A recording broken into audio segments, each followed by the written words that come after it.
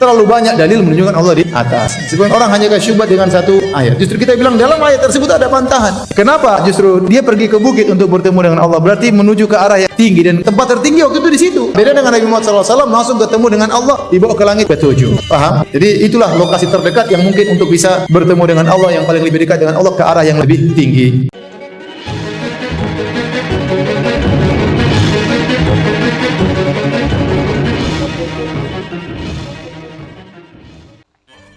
Allah di atas arsy.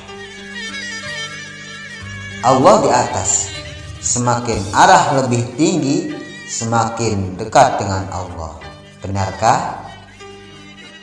Peristiwa Mi'raj dan Gunung Tursina bukan dalil lokasi Allah ada di atas. Dalam berbagai kitab akidah Ahlus Sunnah wal Jamaah yang dipelajari di pesantren, banyak sekali penjelasan bahwa peristiwa Mi'raj atau naiknya Nabi Muhammad sallallahu alaihi wasallam ke langit untuk menerima wahyu sholat, bukan untuk menunjukkan bahwa zat Allah bertempat di atas atau di arah manapun. Namun seiring maraknya penulis-penulis konten keislaman dan penceramah-penceramah yang tak paham khazanah pesantren, marak pula informasi yang tidak tepat perihal Mi'raj yang kemudian dianggap sebagai bukti bahwa Allah berada secara fisik di atas langit. Bertebaran pula meme-meme dan video-video seperti itu. Bagaimana sebenarnya kita harus memahami kejadian Mi'raj? Mi'raj adalah berangkatnya Nabi Muhammad sallallahu alaihi wasallam ke atas Sidratil Muntaha. Beliau menerima perintah sholat di sana. Kejadian Mi'raj ini sebenarnya sama dengan peristiwa ketika Nabi Musa mendapat perintah langsung dari Allah di puncak Gunung Tursina, sebagaimana disebut dalam Al-Quran surah Thaha ayat 10 sampai 36. Semua kisah ini berbicara tentang tempat hamba Allah menerima wahyu, bukan tentang tempat Allah. Dikisahkan bahwa Nabi bolak-balik dari tempatnya di atas Sidratul Muntaha ke tempatnya Nabi Musa di langit ketujuh, lalu ke atas lagi untuk memohon keringanan.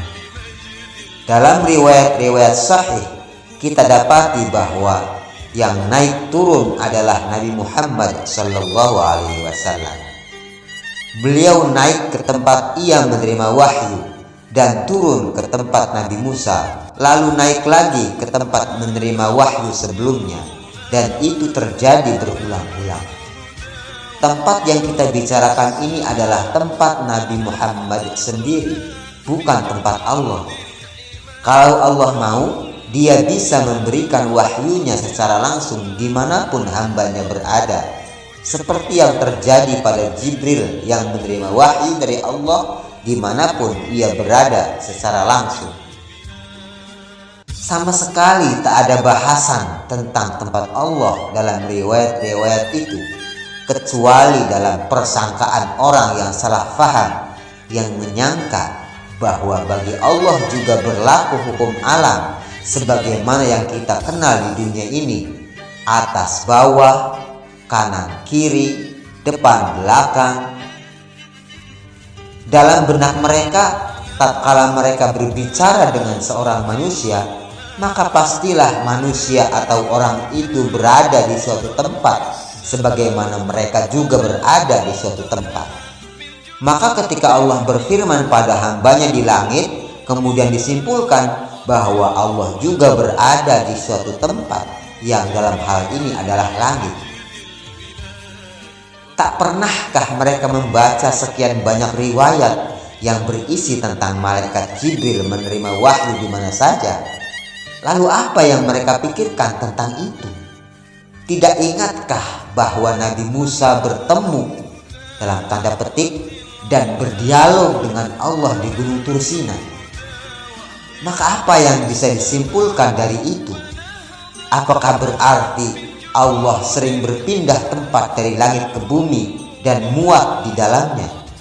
Padahal kita sendiri juga sering bolak-balik pergi ke masjid hanya untuk menyampaikan untayan doa yang kita panjatkan kepada Allah. Bahkan banyak dari kita menabung supaya bisa bolak-balik ke Masjidil Haram untuk melakukannya. Apakah dari sini lantas bisa disimpulkan bahwa kita meyakini zat Allah berada di dalam masjid atau di dalam Ka'bah? Tentu tidak demikian. Kita juga mengenal arti istilah mendekatkan diri kepada Allah atau taqarrub, yang sama sekali tak bermakna mendekat secara fisik. Lalu kenapa dalam peristiwa Mi'raj dan Tursina kata mendekatkan diri lantas berubah menjadi mendekat secara fisik? Semakin tinggi berarti semakin dekat dengan Allah. Tentu hal ini tak beralasan. Demikianlah para ulama Ahlus Sunnah wal Jamaah seluruhnya memahami peristiwa Tursina dan Isra Mi'raj. Ketika mereka menceritakan kisah tawar-menawar jumlah sholat sebagaimana riwayat Imam Bukhari berikut ini. Faltafatin Nabiyyu sallallahu alaihi wasallam ila Jibril ka'annahu yastashiruhu fi dhalik. Fa asyara ilaihi Jibril an na'am in syi'ta fa'ala bihi ilal jabbar. Faqala wa huwa makanahu ya Rabbi khaffif anna fa inna ummati la yastati'u hadha. Kemudian Nabi menoleh ke arah Jibril seakan bermusyawarah tentang hal itu. Kemudian Jibril mengisyaratkan kepada beliau, "Ya, bila Anda menghendaki permohonan untuk dikurangi." Lalu Nabi naik kepada Tuhan, sedang ia, yakni Nabi, di tempatnya semula dan berkata, "Ya Tuhan, ringankanlah dari kami. Sesungguhnya umatku tak mampu melakukan ini."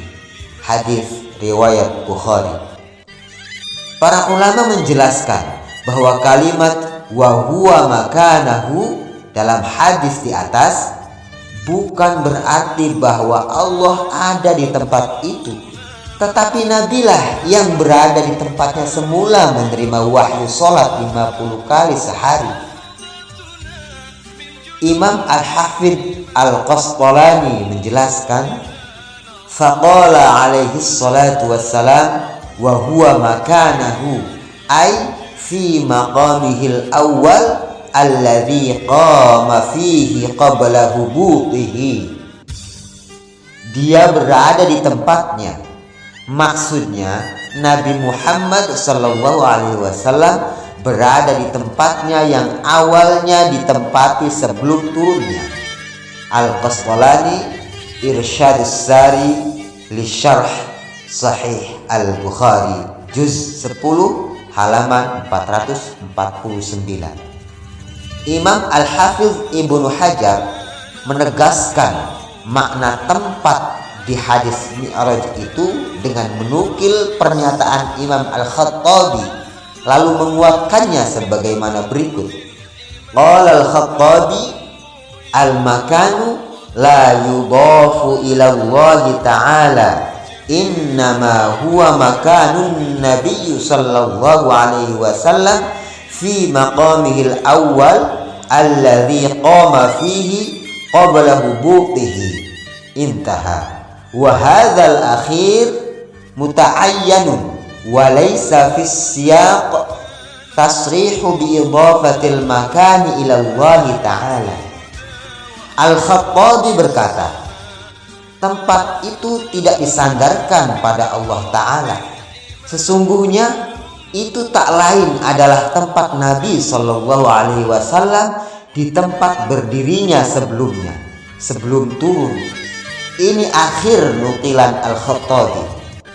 Keterangan terakhir ini sudah pasti, dan dalam konteks hadis sama sekali tak ada penjelasan penisbatan tempat itu pada Allah Ta'ala. Ibnu Hajar Fathul Bari juz 13 halaman 484. Lalu untuk apa Nabi dipanggil ke langit untuk Isra Mi'raj? Jawabannya dapat kita lihat dalam surah Al-Isra ayat 1, yaitu untuk memperlihatkan sebagian tanda-tanda kebesarannya, linuriyahu min ayatina. Sedangkan saat Nabi telah naik ke langit, maka Allah juga memperlihatkan tanda-tanda kebesaran Allah yang jauh lebih besar lagi. Laqad ra'a min ayati rabbihil kubra. Sesungguhnya dia telah melihat sebahagian tanda-tanda kekuasaan Tuhannya yang paling besar. Surah An-Najm ayat 18. Demikianlah penuturan Al-Quran yang seharusnya kita terima bulat-bulat, bahwa Isra dan Mi'raj itu hanya soal memperlihatkan tanda-tanda kebesaran Allah, bukan dalam rangka membawa Nabi ke tempat Allah. Selain itu, para ulama menunjukkan hikmah bahwa peristiwa ini untuk menunjukkan keagungan sholat, sehingga perintahnya diberikan di langit sana, bukan di bumi seperti perintah lainnya. Mereka yang memaksakan diri berkata bahwa Mi'raj adalah pembuktian keberadaan Allah secara fisik di langit akan mengalami kontradiksi dengan keyakinan mereka sendiri. Di antara kontradiksinya adalah: 1. Apabila dimaknai bahwa Nabi Muhammad menemui Allah di Arasy, maka bukankah itu berarti mengatakan bahwa ketinggian Allah bisa dicapai juga oleh makhluk? Lalu apa spesialnya sifat ulu yang biasa mereka maknai sebagai ketinggian fisik untuk Allah, kalau akhirnya bisa juga dicapai oleh seorang manusia? 2. Mereka yang menganggap Allah bertempat di atas langit juga mengatakan bahwa lokasi Allah terpisah dari makhluknya, ba'idun min khalqihi, dalam arti terpisah lokasinya dari makhluk. Namun kenapa dalam kasus Mi'raj mengatakan bahwa Allah berada dalam satu tempat dengan Nabi Muhammad sallallahu alaihi wasallam? 3. Sebagian orang yang menganggap Allah bertempat di atas langit juga mengatakan bahwa tempat Allah itu pada hakikatnya adalah tempat ketiadaan, al-makan al-adami, yang tak ada batasnya. Tapi kenapa dalam kasus Mi'raj justru menyatakan berada dalam satu tempat dengan Nabi?